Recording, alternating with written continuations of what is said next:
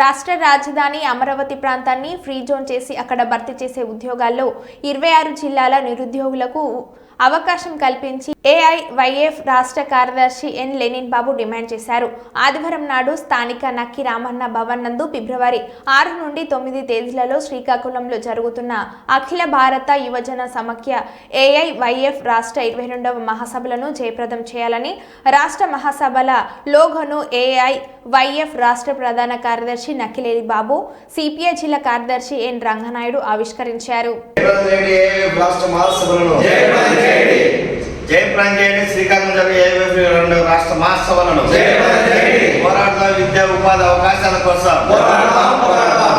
ప్రభుత్వ రంగ సంస్థల పరిరక్షణ కోసం ఏర్పాటు చేయాలి. కడపలో ఉక్కు ఫ్యాక్టరీని అభివృద్ధి చేయాలి. ఉత్తరాంధ్ర రాయలసీమ వెనుకబడిన ప్రాంతాలను ఏర్పాటు చేయాలి. రాష్ట్రంలో నూతన పరిశ్రమలను కల్పించాలి. ప్రైవేట్ రంగంలో రిజర్వేషన్లు రక్షించుకుందాం. భారత లౌకిక రాజ్యాంగాన్ని పోరాడదాం. మతోన్మాదానికి వ్యతిరేకంగా ఏఐవైఎఫ్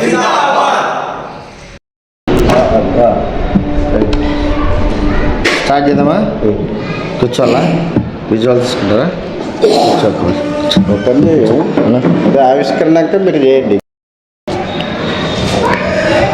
అఖిల భారత యువజన సమాఖ్య ఏఐవైఎఫ్ 22వ రాష్ట్ర మహాసభలు ఫిబ్రవరి 6 నుంచి 9 వరకు శ్రీకాకుళం నగరంలో నిర్వహిస్తూ ఉన్నాం.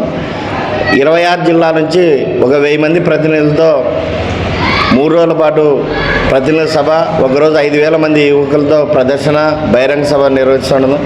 ముఖ్యంగా ఈ మహాసభలో యువజనులు ఎదుర్కొన్న సమస్యలపైన, అదేవిధంగా దేశవ్యాప్తంగా సమగ్ర యువజన విధానం, యువతకు ఉపాధి కల్పించాలి, నూతన పరిశ్రమలు కావాలి, అదేవిధంగా ప్రపంచంలోని యువత మన భారతదేశం ఉంది కాబట్టి భారతదేశ అభివృద్ధిలో కూడా యువతకు భాగస్వామ్యం కల్పించాలనేది ఏఐవైఎఫ్గా మేము డిమాండ్ చేస్తూ ఉన్నాం.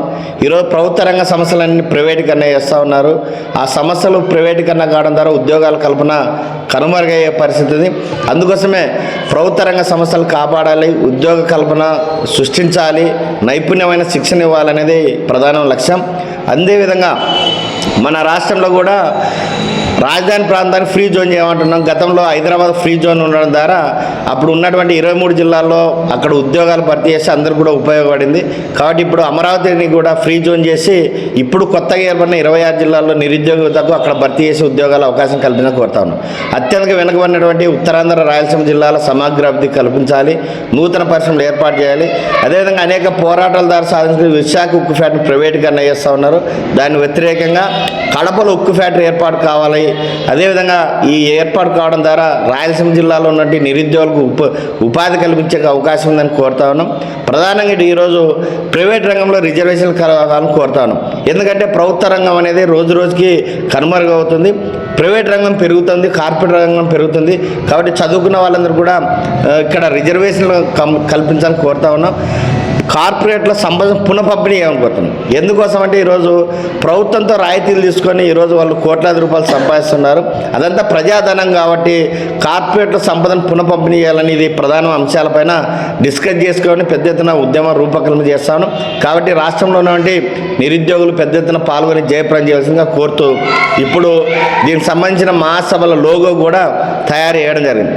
లోగో ప్రధానంగా శ్రీకాకుళం రైతాంగ సాయుధ పోరాటానికి ప్రతీకగా, అదేవిధంగా అక్కడ సముద్రం ఒడ్డు ఉన్న లైట్ హౌస్, అదేవిధంగా భారతదేశ యువతకు ఆదర్శవంతమైన భగత్ సింగ్ ఫోటోతో ఈ లోగో కూడా తయారు చేయడం జరిగింది. అంటే ఇది యువతకు ఆ జిల్లా ప్రాముఖ్యత, అదేవిధంగా భవిష్యత్ ఉద్యమ కార్యాచరణకు ఉండే విధంగా లోగో తయారు చేయడం జరిగింది. ఈ లోగోను కూడా సిపిఐ రాష్ట్ర కార్యవర్గ సభ్యులు కె రామాంజనేయులు గారు, అదేవిధంగా మాజీ ఏఐవైఎఫ్ జిల్లా అధ్యక్షులు ఇక్కడ విజయ్, పులిశేఖర్, ఏఐవైఎఫ్ జిల్లా నాయకులు, మాజీ నాయకులు, మన రజాక్, దేవ, వీళ్ళందరూ కూడా ఈ కార్యక్రమంలో పాల్గొన్నారు. ఈ సందర్భంగా లోగోని ఆవిష్కరించవలసిందిగా కోరుతా ఉన్నాం.